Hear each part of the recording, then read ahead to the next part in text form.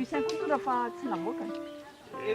Tanteraka ny zavatra rehetra, tanteraka ny zavatra rehetra.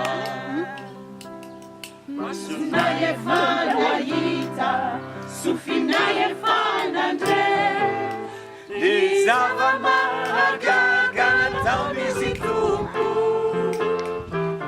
Masonay efa nahita, sofinay efa nandre, fa zanak'Andriamanitra tokoa i Jesoa, izy no amen, izy no amen, izy no amen. Halleluja!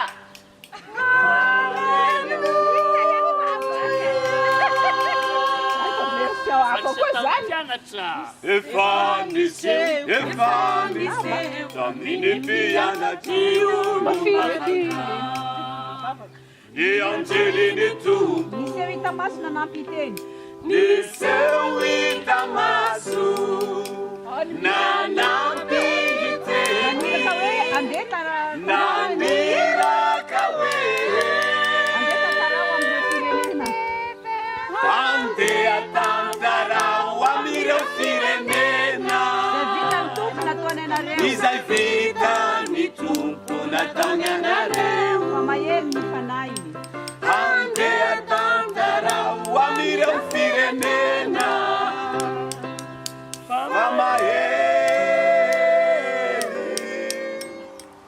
ny fanahy. Mbola misy couplera kely. Tsy bahiko mihitsy izay mira zao. Hoaika eto am-pitorana misy fa lava be.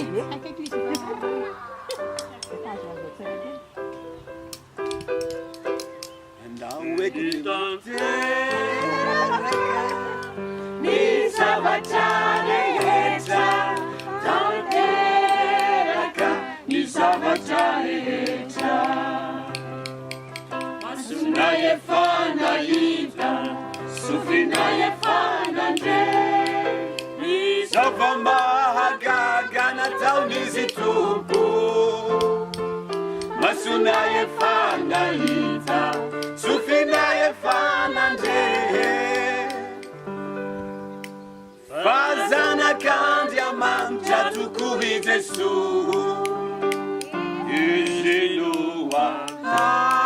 amen, izy no amen, izy no amen.